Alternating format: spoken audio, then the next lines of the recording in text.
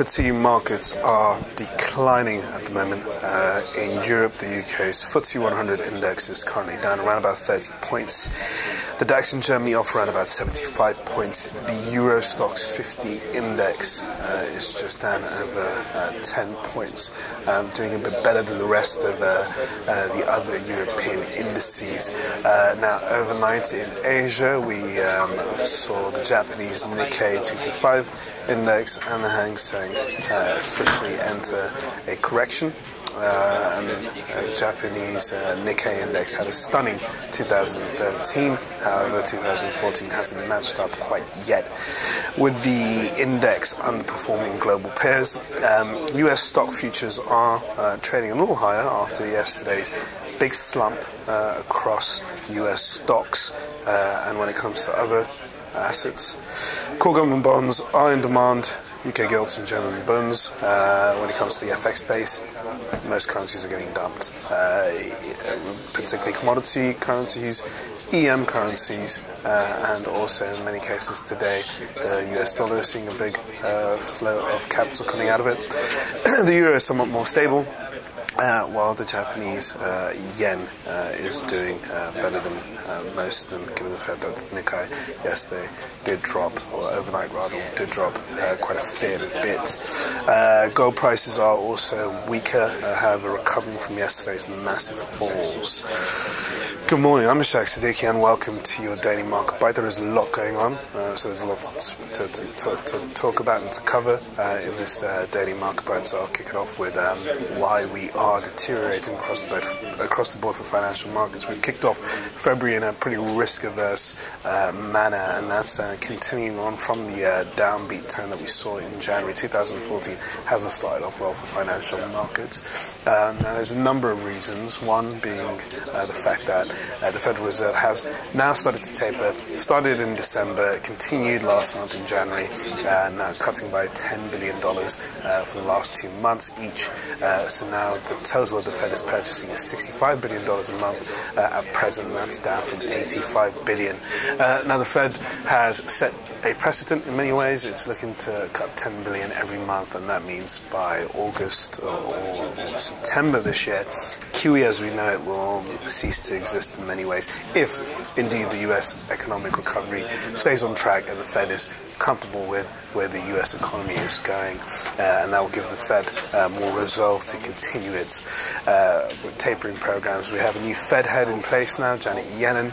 She is the master of stronger communications, so the Fed will look to quell a lot of the market's concerns with forward guidance, which is somewhat shaky right now, but there are expectations that Janet Yellen will come on board and repair some of the lost credibility that the Fed has faced in the last few months. When it comes to other central banks, the Bank of England is staying pat on policies, given the fact that we are seeing a resumption of strong growth in the UK economy, and many people are quite optimistic of where it's going, to the point where we are now calling for a rate increase a lot earlier than even the BOE has factored in, looking for a rate increase around about early 2015. The BOE, as we know, have put their threshold out for late 2016, and that's mostly driven by the strong economic recovery in the UK, in part by the improvement in the labour market, where the unemployment rate now is at 7.1%, and that was a big drop from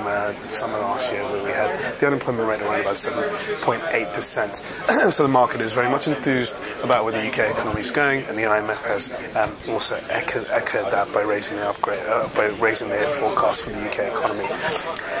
For the Eurozone, it's more of a sticky issue. Of course, high unemployment remains a big threat to the downside for the Eurozone. Austerity measures in the peripheral nations, and now what we're dealing with is deflation, where consumers in the Eurozone are waiting for prices to drop before they purchase, and that obviously creates some sort of a deflation environment, and that is bad for the recovery in the Eurozone and the wider global economic recovery. Puts more pressure on the ECB to do more to stimulate the Eurozone economy, and that's why this Thursday there is going to be some pressure on the ECB to act by cutting the referee rate again. They did it before a couple of months ago on the back of fears that the Eurozone may be flirting with deflation. And When it comes to ECB's policies, we know that the ECB are very clever in the way that they engineer their language. Mr. Draghi from the ECB has demonstrated that quite clearly back in 2012 when he said he will do whatever it takes to save the Eurozone economy, and they came out with the OMT program, which actually stayed dormant and didn't do anything. So the market is very much of the idea that the ECB will continue providing forward guidance and issue a stronger forward guidance as opposed to resorting to stimulus tools to ease the Eurozone economy. And at the same time, there have been some positives that we must remember. Of course, the PMI yesterday from the Eurozone, the manufacturing numbers were much better than expected. In fact, Europe actually outgrew the US and also China, which is quite a good read on the whole for the Eurozone economy. And at the same time, certain peripheral nations such as Spain are doing pretty well when it comes to their manufacturing industrial output. Not so much on the rest of the other side, where unemployment is still a big issue for Spain. And at the same time, countries like Ireland have done very well to get back in the bond market and get out the bailout program, and there are expectations that Portugal will be able to do the same sometime this time next year. Going on to some of the more stickier issues, and one thing that's dominating a lot of the market's concerns is of course the big outflow of capital, the exodus from the emerging market space. Now, the emerging market space is very vulnerable to the Federal Reserve's tapering program. That is because the Fed pumped around about $4 trillion during the QE periods, the inception of QE until the end of QE, which is in the next six to 7 months. The Fed has pumped an enormous amount of money, providing ample liquidity for investors, and that meant that emerging markets were one of the biggest beneficiaries, particularly the Asian region. Now that the Fed is tapering, that's not the case anymore. People are starting to see the overall outlook for the emerging markets as somewhat being diminished and plagued with a number of problems when it comes to structural issues in many nations like Brazil, India, for example, the likes of Indonesia, and in many cases some of the Middle Eastern countries. Egypt, of course, we know we got political instability there, and there's also a lot of political scandal in Turkey, and a lack of effort by central banks in emerging markets to safeguard their currencies. Central banks in emerging market nations are now in a predicament. They're facing a dilemma where they have to tighten monetary policies, but that's in the face of a slowing economy. Now, if they start hiking interest rates when their economies are slowing, that's a pretty disastrous mix, and they don't want to do that. So there's a lot of pressure on emerging central banks that they're not really being effective enough, and at the same time, when you put that in the mix with the Fed tapering measures and the slowdown in China, which the emerging market space is heavily exposed to, then you've got a recipe for a massive correction out of the emerging market space. So we are going to continue seeing an exodus, a fly down of money out of the emerging market area into developed markets, and that's going to continue for at least the first half of 2014.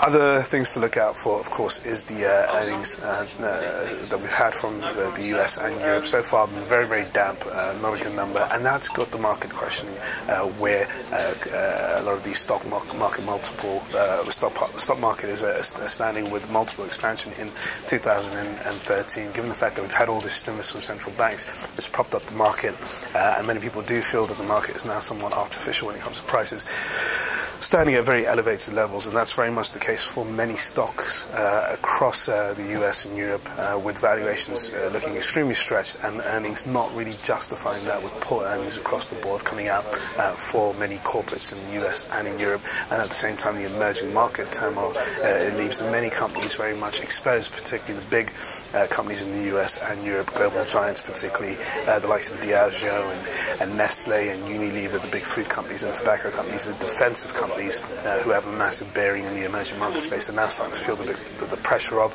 the fallout of money from the emerging market world. So on the whole, it looks quite bleak out there.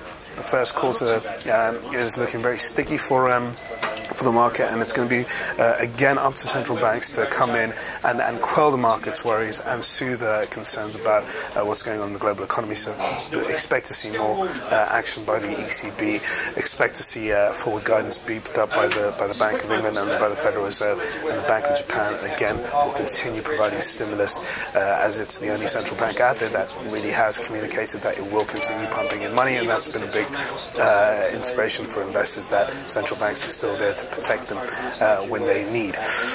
Anyway, I've said a lot today, so I'm going to let you guys go. Enjoy your trading day, and I will see you all tomorrow. Thanks for watching.